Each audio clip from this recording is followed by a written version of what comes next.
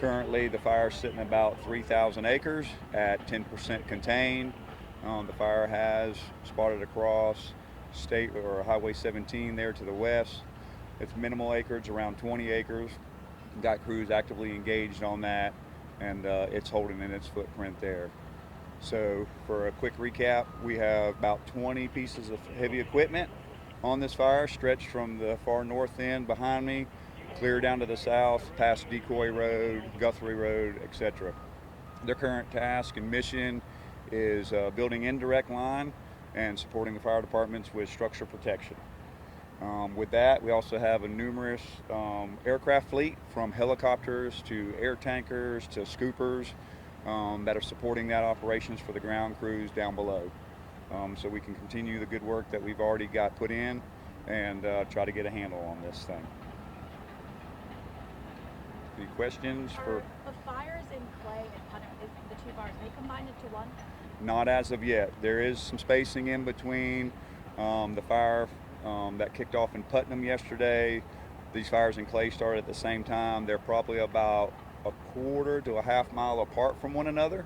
At the last time I checked, that is the current situation between the two actually trying to join together. Do you expect them with the way the wind's going? That is a possibility, because it does have some long range spotting out to a quarter and a half a mile on us. And with that spotting, we just can't, in the fire behavior, it's so erratic right now. We can't get crews out and actually in front of the fire. We're having to flank it and chase it down the sides of it before we can actually turn the corner to get out in front of it. What's the message to residents both in Clay County and those on the Putnam County side of Okay, so I would say the message is, just, adhere to all state, county warnings, whatever they may be. The fire department folks behind me can speak on that, whether it's evacuation, road closures, any type of burning. Adhere to those burn bans if they're in your county. Please adhere to them. Listen to your county and state officials there. And I encourage anybody to not do any outdoor burning at this time. Are there any areas that are under mandatory evacuations, and if yes, what areas should be preparing for it? No, the evacuations in this area, the Clay County folks behind me will be able to answer those questions for you. Have any homes, structures, barns been burned at all? At this moment in time, Clay County is going to be able to answer that question for you, ma'am. Can you say that one more Clay time? County, the folks behind me, the fire department, they'll be able to answer that question for you. How much of 17 is closed? 17 has been closed off and on today, and that's primarily due to smoke. The winds are so strong out of the northeast, as you can tell, it's actually laying the smoke column down, which is not helping us with our aircraft, because they can't get up underneath the smoke column to support our dozers downwind out towards the front of this thing. So at times, yes, it has been closed down, but our friends from FHP is handling that. Do you know how much of it has been closed down? No, ma'am, not at this time. I just know about 2 or 3 times a day it's been open and closed, open and closed. And our Chief Mock can speak to more, if that's all right? Yep. Thank you. Lauren Mock. I am the fire chief for Clay County Fire Rescue. As you can see both behind me and what you've seen along the roadways, we have been upstaffing our units today, and we have multiple units that are actively engaged in structural fire protection. And we've done that both throughout the morning and now into the late afternoon, as the fire conditions, as you probably see behind me, have accelerated a little bit. It's not surprising given the red flag conditions that we experienced today. We have prepared for that, and we've been placing units around the structures that we feel are in danger. The question had been asked regarding evacuations.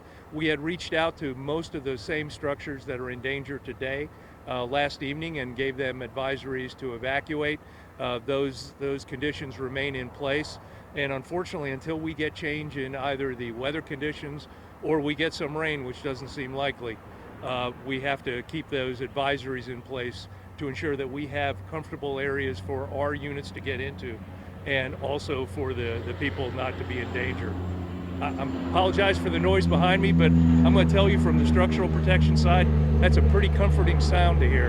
And we are really grateful to our state partners that they have brought these number of assets in and worked hard all day, because they have provided some reasonable protection lines that our guys can get in and work.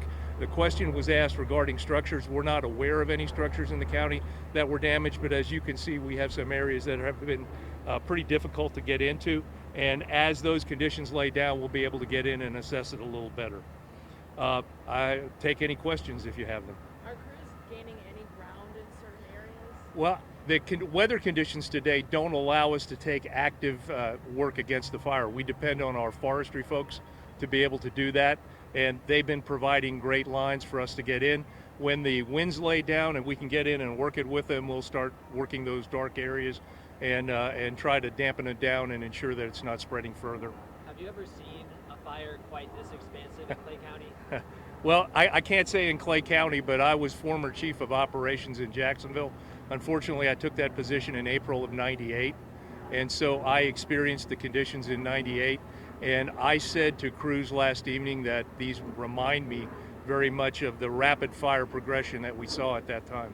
How long are these planes going to be dropping water or whatever it is they're I hope as long as they can. Will it be overnight? I don't know. I'd leave that up to forestry. I would doubt it sincerely because some of the planes have to refuel in Lake City and then refit, and others have to use the river for access, and that's a pretty dicey operation after it gets dark. How big of an effect are these winds playing with you guys fighting this fire? I'm going to let forestry speak to that because they're not our assets, but they've been coming in so frequently we're getting pretty used to seeing those drops almost on a very short periodic basis. In regards to the voluntary evacuations, you mentioned there are no mandatory evacuations. Correct. Hopefully there will not be, but Mhm. has that list expanded at all since we No, we pretty much had those marked last evening, and luckily because we knew the weather conditions were changing, we sort of were planning for that for today. The sad news is I believe we'll have to plan for this at least through tomorrow, and so this is a long-term fight that we're in. The other thing I'd caution is that even if the winds lay down, we are going to have extensive fire conditions throughout the woods for days and potentially weeks ahead until we get either substantial rainfall or we can work it and get it to darken down. But given these dry conditions, the heat and the fire within the ground can actually come up for days or weeks beyond this event. And is there a cause yet? Is it just the dry conditions, or was it human? Well, I think the forestry's ag law is looking at that. We'll get a firm reference as to what that is, but I think our real focus is today is to get control of the fire and protect the people's assets. And you mentioned you've been in touch with most of the people that could possibly be in Yeah. some type of. What areas are those for anyone that wasn't around during that time? Didn't Well, get those notifications? we made contact with all those homes that were back down through there, but literally if you take the structures that are along 17 all the way down the road here between where the fire actively is right now and literally county line, that's where we're reaching out to people. Am I able to ask Mr. Guthrie a question? Yeah, absolutely. And I think I'm supposed to turn it over to our emergency management director first. So Tim Devon. Good afternoon, Timothy Devon, Emergency Management here in Clay County. So I'll add to what Chief Mock was saying. We've actually partnered with Shiloh Baptist Church here in this community that is a host shelter for us, for those evacuees that want to take refuge. We do have that established. We've worked with our Animal Services Division as well for any small animals. And on the equine side, I know Jack's Equestrian Center has posted on their Facebook page. And I know in Clay County we have a very robust equine community that has really helped some of the residents do some self-evacuations ahead of time. As far as donations, we are tomorrow going to start taking donations. We hadn't up till this point, but at the Clay County Fairgrounds from 7 a.m. to 7 p.m. tomorrow, we will start taking donations in front of Exhibit Hall 2. So that's from 7 a.m. to 7 p.m., and that is at the Clay County Fairgrounds, is where we'll be receiving donations. Now, those donations are prepackaged meals, prepackaged food, closed bottled water. So that is what we're accepting at this time at that location. As always, we have our call center stood up here in Clay County. That number is 1-800-CLAY-EOC. So 1-800-CLAY-EOC. That is manned 24/7 to where we can give out information if there are citizens that are concerned and have questions for us. In addition, please make sure that you're signed up for both Safer Watch and our alert.claycountygov.com, because that is how we're pushing out information when it comes to any potential voluntary evacuations that we may have out there. In addition, our local media that we're doing tonight, and then any of our social media platforms, we continually push out information. So with that, I'm going to turn it over to Director Guthrie from the state of Florida is here from Emergency Management. So I'm going to turn it over to him.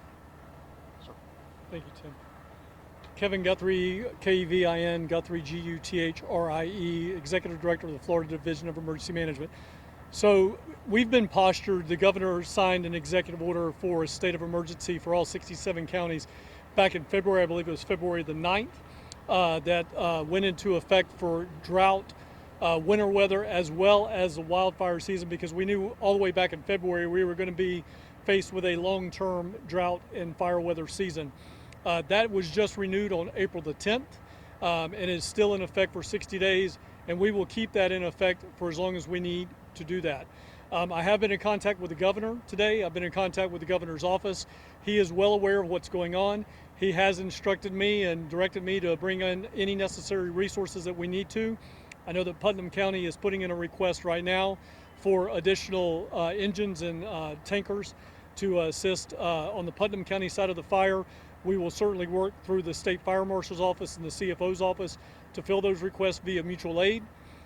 Additionally, the Florida Forest Chief, Rick Dolan, asked today for assistance in aerial firefighting.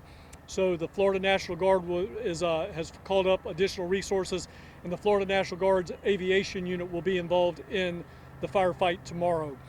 So those are two specific examples that the state of Florida is doing in addition to what the Florida Forestry Service and Mike are already doing here on the ground. I think it's just a time to remind people of a handful of things. Number one, defensible space around your home. You want to make sure you got things cut back. Make sure you have plenty of defensible space. You say, how much is enough? There's, in my opinion, as a former police officer working in this fire environment, there's never enough defensible space.